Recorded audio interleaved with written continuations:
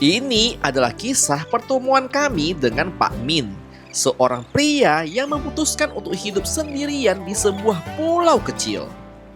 Di tengah luasnya Samudra Pasifik, tepatnya di salah satu titik terpencil di Kepulauan Morotai, Pak Min menjalani hari-harinya dalam kesederhanaan, yang saat ini sungguh sulit ditemukan di kota-kota besar. Bagi beliau, pulau ini adalah rumah sekaligus tempatnya menjaga sebuah rahasia tua. Kita tidak nampak, padahal bentuknya Ada. wujudnya seperti manusia. Awalnya, kami mengira beliau benar-benar terisolasi dari dunia luar. Namun, semakin kami masuk ke dalam kehidupannya, kami menyadari satu hal. Pak Min tidak benar-benar sendirian. Ada kehadiran lain yang menjaga langkahnya. Ada mata-mata yang tak terlihat, namun terasa nyata. Di sini, di tanah ini, Pak Min hidup berdampingan dengan Moro, misterius yang dipercaya menjadi penghuni asli dan penjaga gaib dari wilayah ini. Ini adalah sebuah kisah hidup di antara batas dunia nyata dan juga legenda. Dan inilah kisah petualangan Jajago di Pulau Morotai, Maluku Utara. Banyak kan anak-anak yang korban di sana kalau mandi itu. Korbannya apa? Tenggelam langsung meninggal. Kami adalah pasangan yang memutuskan untuk full time keliling Nusantara. Dan kami akan mengajak kamu untuk bersama kami melihat kebaikan hati Indonesia. So just go on. I don't wanna care anymore. There's no love between you and me. So just go. So just go on. I don't wanna care anymore. Satu hal yang pasti, jangan lupa bahagia, karena bahagia itu sederhana.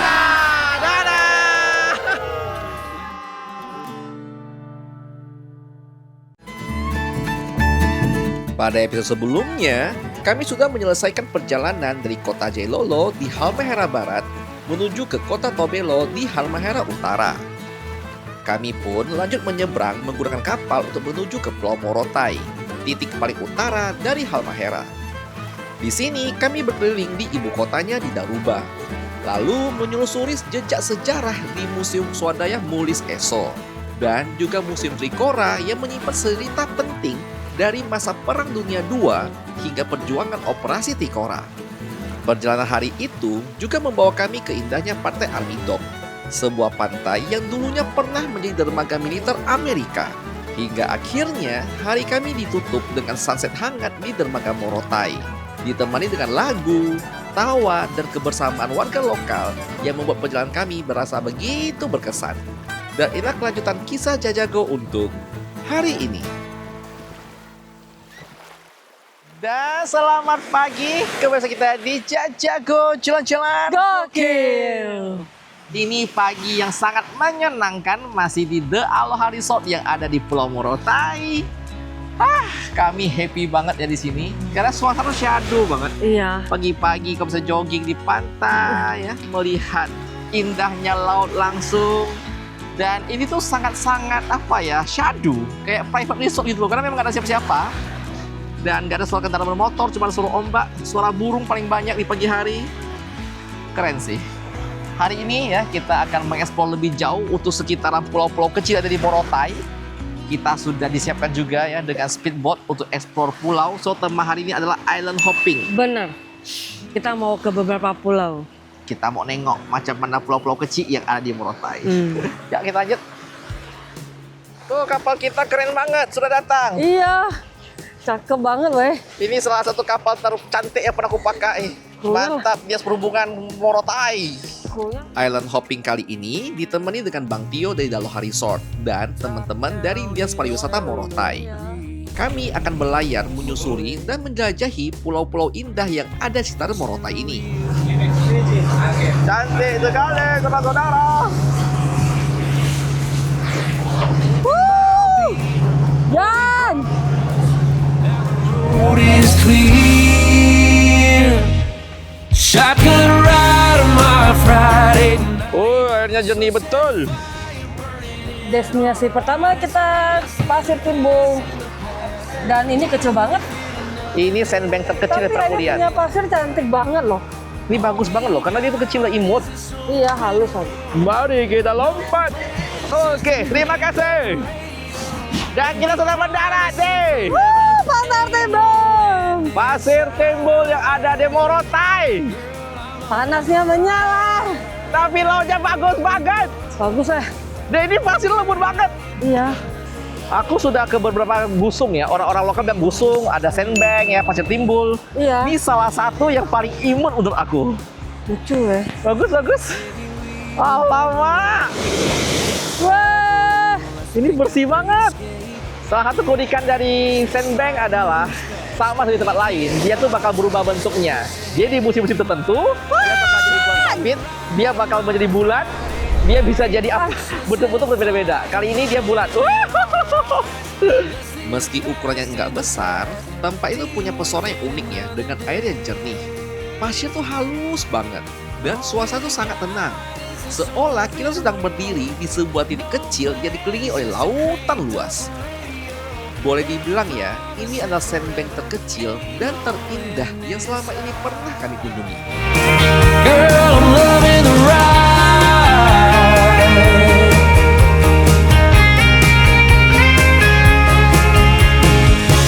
Don't matter where we're going, don't matter what we do. Long as Dan inilah destinasi kedua kita, yaitu Pulau Kokoya. Dan pulau ini dikenal sebagai mutiaranya Morotai. Karena dia memang cakep banget katanya, cakep banget, udah ada si warna biru bagus. Dan aku baru tahu di sini ada yang tinggal cuma satu orang doang. Satu-satunya ada Bapak Im yang tinggal di pulau ini tanpa listrik, tanpa air bersih. Jadi dia pakai solar panel. Aku penasaran mau ke rumah dia. Ini seru banget sih. Kokowa, Beb. Oh, Kokowa, kok di Kok Google tadi di Google Kokoya? tulisnya Kokoya? Salam kenal Ariana. Halo, Bapak Im ya. Pak siapa? Rus? Pak Rusmin. Oke, Oh, salam Rusmin. kenal Pak Rusmin. Pulau Kokowa alias Kokoya saat itu cuma dihuni oleh satu orang, yaitu Pak Min. Luas pulau ini hanya sekitar 3-4 hektar aja. Dan untuk keliling pulau ini cukup 20 menit dengan jalan kaki. Untuk listriknya, di situ mengandalkan tenaga surya. Dan buat kebutuhan makan sehari-hari, Pak Min itu bakal mencari ikan di sekitar pulau. Dan untuk penghasilan utamanya ya, Pak Min itu bakal menjual koperan dari kebun kelapa yang akan Pak Min bawa ke pulau utama buat dijual. Pernah merantau. Irian 8 tahun, Ternate 3 tahun, Manado 3 tahun, Ternate 7 tahun, Manado 3 tahun. Termasuk ibu kota juga pernah sampai ke sana dekat. Lo kenapa kembali ke sini? Karena ya tempat kelahirannya di sini, jadi tetap ingat ke sini Pak. Terus di luarnya cuma belum dapat pekerjaan, terpaksa pulang ke desa asal. Lebih enak mana? Tinggal di kota atau tinggal di pulau Bapak? Kalau saya rasa di sini saya lebih nyaman, karena saya tenang kalau di sini. Kalau apa ikannya cari sendiri saja. Kalau di kota sana kan kalau tidak punya pekerjaan kan pusing kalau tidak punya duit. Kalau di sini kan Nggak perlu duit. Ada cari duit juga di sini, tapi tidak separah kalau di kota. Apalagi kalau di Rian kan. Nama Kokowa sendiri itu berasal dari bahasa Tobelo yang berarti anyaman tikar. Dulu, pulau itu sebenarnya pernah dihuni oleh sebuah desa. Namun, karena anak-anaknya membutuhkan akses sekolah, akhirnya para warga tuh memutuskan untuk pindah ke kota. Bagi banyak orang mungkin ya, ini hanya sebuah surga tropis. Bagi Pak Min kebalikannya. Pulau ini adalah sebuah rumah dan juga sebuah ruang tunggu antara dunia kita dengan dunia yang tidak terlihat. Di sini, di bawah rimbunnya pepohonan dan deburan dari ombak, Pak Min itu ternyata tidak benar-benar sendirian. Ada sebuah cerita yang selalu menyertai langkah Pak Min di pulau ini. Sebuah kisah tentang kaum Moro, sosok penghuni gaib yang dipercaya masyarakat Morotai sebagai penjaga alam yang hilang. Konon, mereka itu adalah manusia yang berpindah ke alam sebelah. Enggak kasat mata, namun tetap ada. Kalau di sini, kalau ceritanya Moro ini kan tidak kelihatan, tapi kalau Moro di sini ada 500 orang. Kalau saya punya di sini. Serius Bapak? Iya, serius. Kalau dolar 1.500. Saya tahu semua karena di sini kan pernah ngomong sama saya. Bapak ngomong sama orang-orang tuh. Iya, kalau Moro. kemasukan sama orang begitu kan saya ngobrol sama mereka. Oh. Ya di sini kan ada salah satunya kan namanya Jia. Kalau ada apa-apa di sini, kalau anak-anak kemasukan saya panggil, saya bang apa, saya sebut saya nama itu Jia, cepat datang itu sembuhkan orang ini. Karena ini saya punya keluarga. Dia langsung sembuh. Oh. Iya. Jadi suku Moro tuh kayak orang biasa gitu, Bapak. Artinya tidak kelihatan tapi mereka kayak manusia biasa saja itu dia. Kalau dia menjelma kemarin itu perempuan itu cantik-cantik. Oh. Cantik sekali. Rambutnya panjang-panjang. Oh, cakep-cakep rupanya orang Moro tuh. Kalau karena di sini kok mabok-mabok itu mereka marah itu. Oh, marah. Langsung kesurupan itu dia. Oh, itu tandanya kalau Otto, suku Moro marah. Nah, langsung kesurupan itu dia mereka. Itu kalau saya tidak ada itu mereka takut itu dia. Bisa tidak bisa itu. Lalu yang katanya yang orang suku Moro yang benci anak-anak tuh siapa? Itu sudah itu salah satunya mereka punya anak kan titip situ itu namanya Jia kan dia punya orang tuanya yang sekarang di Dodola itu dia itu yang tidak suka anak-anak. Nggak suka. Iya makanya Dodola sudah kebanyakan anak-anak yang korban di sana kalau mandi itu. Korbannya apa? Tenggelam langsung meninggal. Pak Min menjalani hari-harinya dengan penuh rasa hormat. Beliau percaya bahwa untuk tinggal di Kokoya, seseorang tuh harus punya hati yang bersih. Beliau sering berkisah mengenai keberadaan mereka yang menjaga keseimbangan bagi pulau ini. Bagi Pak Min, Moro itu bukanlah sosok yang perlu ditakuti, melainkan tetangga yang harus dihormati keberadaannya. Ia adalah menjaga kebersihan pantai. Beliau juga nggak merusak pohon. Dan Pak Min tuh menjaga tutur kata dan semua tindakannya sebagai bentuk harmoni dengan para penghuni pulau yang nggak terlihat itu. Kisah Pak Min di pulau ini adalah pengingat bahwa dunia ini jauh lebih luas daripada apa yang bisa ditangkap oleh mata. Bahwa di balik kemajuan zaman, masih ada sosok yang memilih hidup untuk sederhana, menjaga warisan leluhur, dan hidup berdampingan dengan misteri. Saat kalian berkunjung ke Kokoya Yanti, ingatlah bahwa setiap sudut pasirnya itu punya cerita. Dan setiap hembusan anginnya mungkin adalah bisikan dari masa lalu yang dijaga dengan setia oleh Pak Min.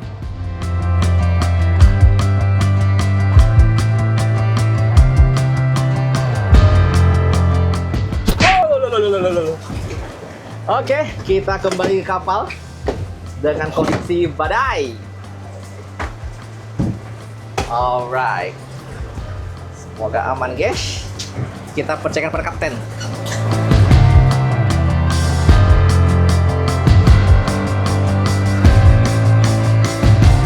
Dan selamat datang di Pulau Galo. Di sini adalah salah satu pulau yang berpenghuni. Jadi kemarin kita mainnya adalah ke pulau-pulau yang memang tidak berpenghuni. Iya. Ini ada penghuninya.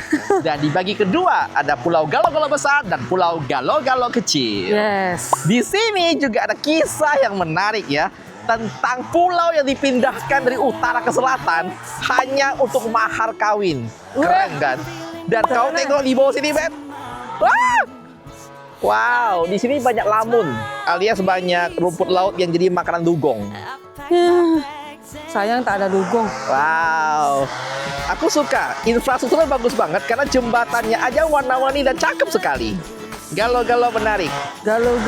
Dan kata Bang Tio, di sini juga punya komoditas andalannya adalah sabun yang dibuat dari kelapa. lucu dong, sabun organik kawan. Working on my Pulau Galo-Galo adalah salah satu pulau kecil di perairan Morotai. Meski ukurannya nggak besar, pulau itu punya pesona alam sangat luar biasa. Enggak heran sih, Pulau Galo-Galo sering jadi salah satu tujuan destinasi ya saat island hopping di Morotai. since Yeay. Sekarang kita mau jalan-jalan dulu di pulau ini sambil lihat proses pembuatan dari Sabun kelapanya. Penasaran gimana cara bikinnya ini? ini pulau kecil, tapi dia punya bangunan beton loh, ya. Ya, Kayak ini mini bangunan dari supermarket. pemerintah daerah sih. Keren nih pulau, Bagus ya. banget ya. Ini tikar anyaman ya? Dijahit sendiri ya? Ini bagus banget. Di sini juga punya beberapa produk khas yang dibuat secara tradisional. Salah satunya adalah sabun soki, sebuah sabun alami yang terbuat dari minyak kelapa dan bahan-bahan lokal. Selain itu, juga ada beberapa kerajinan ayaman ya yang dibuat oleh masyarakat setempat di sini. Jadi ini tuh sabun batangan nih, cuma 15.000 dan ada bentuknya lucu banget nih. Ini kayak bentuk kerang gini nih. Wanginya gimana? Wangi banget. Yang wangi kelapa tapi soft. Ah iya. Oh, lavender dan kenari. Jadi nggak ada proses bikinnya karena kakaknya bilang itu nggak bisa terlalu lama. Katanya prosesnya itu sesuai dengan pesanan. Kalau nggak katanya cepat rusak karena dia kan alami kan. Setelah kita jalan-jalan di pulau ini dan nanya-nanya, ternyata pulau ini punya seratusan kakak ya. Dan dia punya listrik itu hanya hidup di jam 6 malam sampai 6 pagi. Itu pun sering hidup mati dan hidup mati. Untuk air bersihnya itu ada ya, dia punya sumur. Dan rata-rata warga di sini pekerjanya adalah petani kelapa, kemudian juga petani rumput laut, dan juga pastinya nelayan. Kamu tuh bisa keliling pulau ini dengan jalan kaki karena jalan utamanya itu hanya 1 kilo lebih. Sisanya jalan setapak. Menarik kan? Saya permisi dulu semuanya.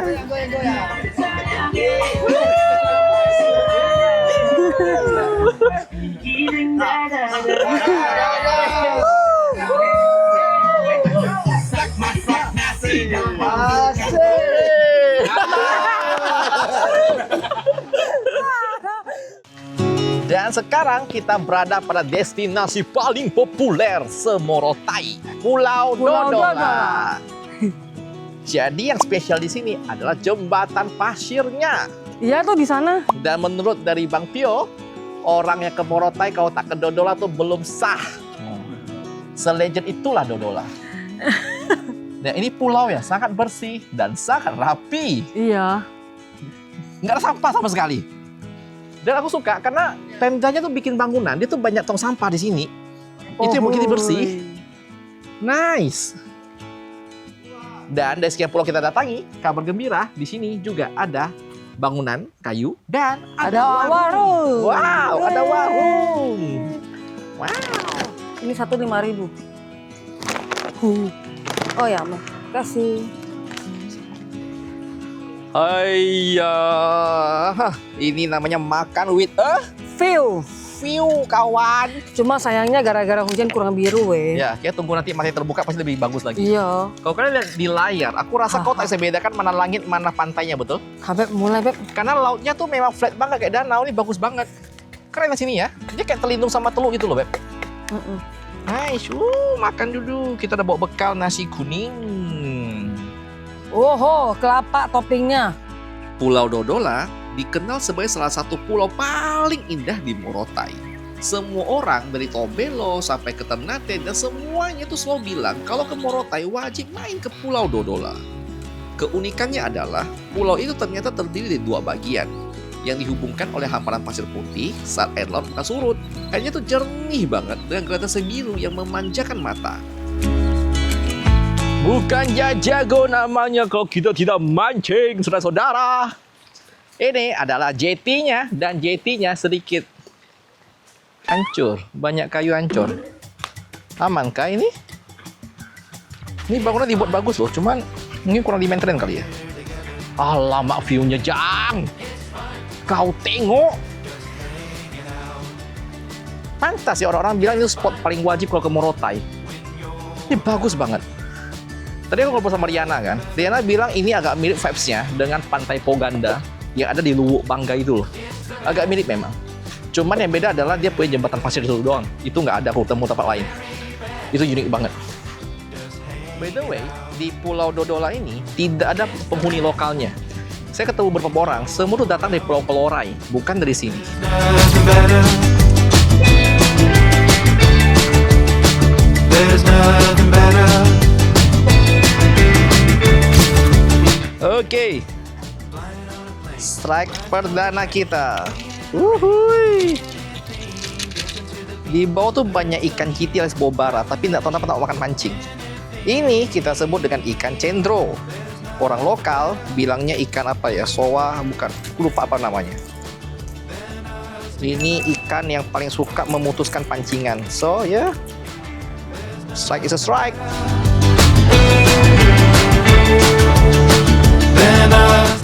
Ini pulau nih worth it banget sih, bagus banget. Dan sekarang kita akan berjalan menuju ke fenomena paling unik dari pulau ini. Itu adalah jembatan pasir yang hanya muncul pas surut dan pasir pas akan hilang kembali. Ini fenomena lucu banget.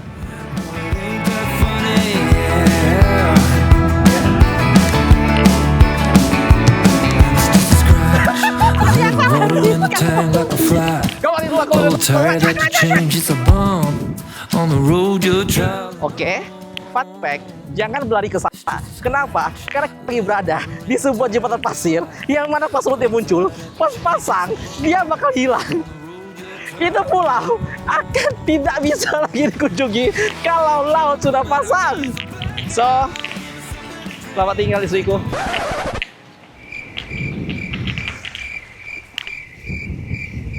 Tak jadi, kejar! I'm talking to a stranger.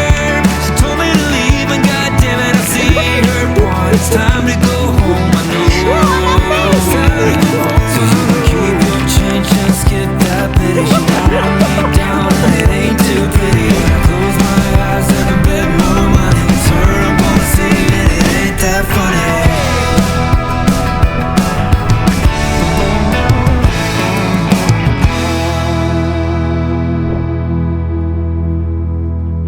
Dan sekarang kita tiba ke pulau terakhir kita, yaitu Kolorai. Kolorai. Ini juga salah satu pulau yang berpenghuni dan dia jauh lebih ramai dibandingkan pulau Galo-Galo. Kok jetinya hancur? Baru mau aku bilang. Agak lucu sih. Tadi kita di Dodola yang tidak berpenghuni, jetinya bagus banget. Tapi di sini punya penghuni yang jauh lebih ramai, seperti di jetinya. Oh, banyak lamun. Ini yang kata Om Tio nih. Dulu di sini tuh ada dugong. Tapi menghilang karena dijala dugongnya. Serius dijala. Ini ngejalain ikan ini kan ikan yang kecil-kecil. Oh, kena jala. Tak sengaja. Iya, rumput laut. Wih, rumput laut. Rumput laut, kejar. Dia sama kayak Galo-Galo. Ada budidaya rumput laut juga. Alamak. Ini kukira sampah. Rupanya ikan semua. Ini ikan itu. Teri sarden. Pulau Kolorai ini dihuni oleh cukup banyak masyarakat yang sebagian besar bekerja sebagai nelayan, mulai dari cari ikan hingga budidaya rumput laut.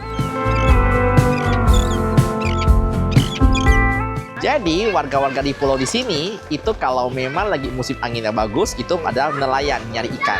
Tapi kalau angin lagi jelek ya lagi berombak kayak gini, mereka langsung beralih menjadi petani rumput laut. Yaitu kayak ya setiap musim ada dia punya masa buat dipanennya. Nanti kalau angin bagus lagi ke bagian laut. Bahkan bisa double job ya. Jadi sambil tanam rumput laut, mereka juga ngelaut. Double income. Di sini masyarakat itu punya budidaya rumput laut yang prosesnya dimulai dengan mengikat bibit rumput laut pada sebuah tali. Nah, tali ini tuh bakal dipasang di perairan dangkal agar rumput laut bisa tumbuh dengan baik.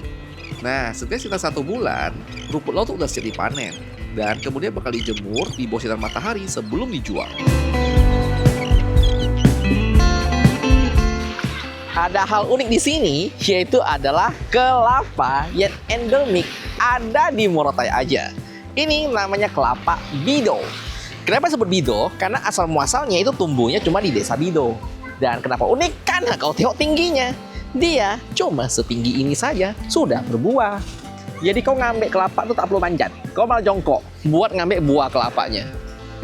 Gokil gak nih?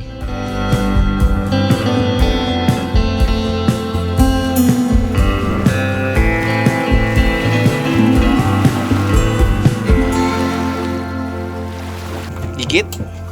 Bisa bernafas? Asik? Keindahan Morotai itu bukan hanya yang nampak di permukaan aja, tapi juga di kedalaman samudranya. Dan kami harus membuktikannya. Ini tuh momen yang paling mendebarkan, terutama bagi aku dan Ciriana. Jujur aja ya, kami tuh nggak pandai berenang. Jangankan menyelam ke dasar laut, membayangkan harus berpapasan dengan hiu aja, itu bikin kaki kami tuh lemas banget. Ketakutan itu benar-benar nyata. Rasa trauma dan bayangan buruk tentang predator laut hampir aja membuat kami tuh enggak mau menyelam di Morotai ini. Namun, rasa penasaran kami tuh jauh lebih besar daripada rasa takut. Dengan nafas yang menderu di dalam masker, Ceriana akhirnya memberanikan diri untuk turun di kegelapan birunya laut. Dan disinilah keajaiban itu terjadi. Tepat di depan mata kami, bukan hanya ada satu, tapi puluhan dari hiu black tip melintas dengan anggunnya. Enggak ada serangan, enggak ada keganasan yang kami takuti selama ini. yang ada hanya sebuah kedamaian. Di titik ini, rasa takut kami itu seperti luruh sepenuhnya, berganti dengan rasa terpesona dan kagum yang luar biasa. Ternyata dunia di bawah ini itu jauh lebih indah daripada apa yang kami bayangkan selama ini. Momen yang paling magis adalah pas Ceriana tuh mencoba buat tenang dan berbaring diam di atas pasir putih di dasar laut. Di bawah sini, di antara hamparan terumbu karang yang masih sangat utuh dan berwarna-warni, pemandangan nggak masuk akal pun terjadi. Satu persatu, hiu black tip ini mendekat. Mereka tuh enggak menjauh dan justru berenang memutar, mengelilingi kami, seolah sedang menyapa tamu di rumah baru mereka. Di sela-sela tarian hiu ini, lambaran sop koral dan juga gugusan karang yang sehat menjadi sebuah background yang sangat sempurna. Di dalam sunyinya kedalaman Morotai, kami tuh menyadari bahwa predator yang selama ini kami takuti ternyata adalah penjaga laut yang sangat anggun. Di bawah sini, ketakutan tuh benar-benar berubah menjadi rasa kagum. Ini akan jadi pengalaman yang kami kenang seumur hidup. Dan sekarang kita sudah mendarat ke salah satu pulau paling bersejarah di Morotai, yaitu Pulau MacArthur. Ini adalah pulau tempat jenderalnya Amerika pada zaman itu, sekutu ya, Iya. itu bersembunyi di sini. Dia punya kediaman di sini dan bahkan dia sempat membuat namanya pulau yang menjadi kapal palsu ya, disebut sebagai Pulau Kapak-Kapak sekarang, di mana pasti Jepang tuh membombardir pulau itu, dia tuh dikasih lampu-lampu di Pulau Kapak-Kapak, jadi tuh kayak Jepang tuh kira itu pulaunya, padahal enggak. Pasti Jenderal MacArthur tuh sembunyinya di pulau ini. Makanya sampai hari ini ada monumen MacArthur di pulau ini. By the way, fun fact ya, itu banyak keturunan veteran-veteran dari pas pejuang-pejuang soldiernya si Amerika Serikat itu main ke Morotai hanya buat kayak napak tilas. Nah, aku sempat ngomong ke Bang Tio, aku bilang, kan itu penjajah, ngapain kita memuja dia? Woy? Kata Bang Tio dengan bijaknya adalah, Bang John, kalau si Amerika ndak bombardir Jepang, kita belum merdeka. Masuk akal.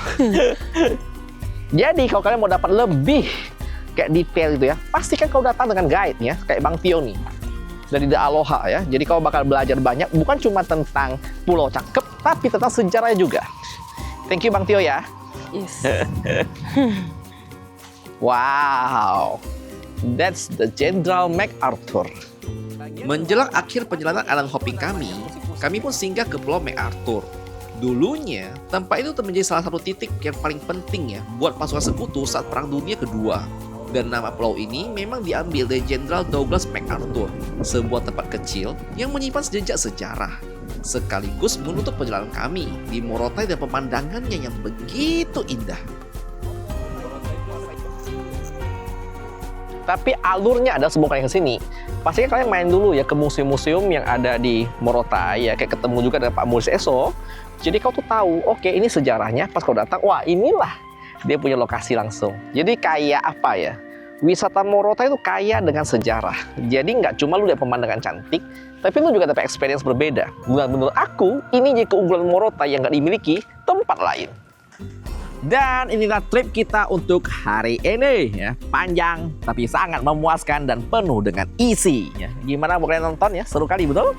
Nah buat kalian penasaran nih, kok ini total tripnya gimana, dari mana cara perginya, siapa yang bisa ngurusin, kalian kontak aja langsung ke The Aloha Resort ya, tempat yang kami nginap itu dari pagi ke opening, karena mereka juga punya itinerary di mana kau bisa main island hopping. Atau buat kau yang suka dengan diving, bisa juga, karena ingat tidak mungkin kau ke Morotai kalau kau tak diving dan snorkeling.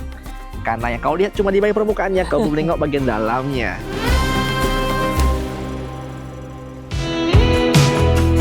Dan sampai sini dulu ya episode kita untuk hari ini. Masih sangat banyak hal yang mau kami ceritakan, namun masih ada proses editing ya. Buat kalian yang mau update posisi kami, selalu pantau di Instagramnya Jejago Keliling Indonesia. Karena di sana Ciriana tuh bakal update setiap harinya. Dan seperti biasa, jangan lupa bahagia, karena bahagia itu sederhana. It's pretty clear to me, kinda strange how I can take a beat from my better self. It's like no one else even really scratches the surface. 'Cause nobody gets, nobody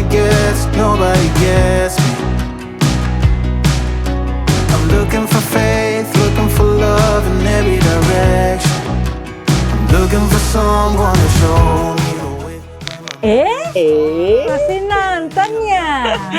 Buat kalian yang mau support kita, kalian bisa join dengan jadi member yang ada di bawah. Di sana kita akan kasih kamu lihat video-video spesial yang hanya bisa diakses oleh member. Ya, Misalnya seperti behind the scene-nya kita. betul sehari-hari kita, dan juga ada hal-hal bersifat contoh keuangan ya. Ya. Pengeluaran kita, mungkin kayak cara cari uang dan sponsor dan perjalanan, ataupun hal-hal yang kadang-kadang nggak bisa kita ceritakan di konten pada Benar. umumnya ya, karena ada hal-hal yang cukup sensitif kalau kita kasih di publik.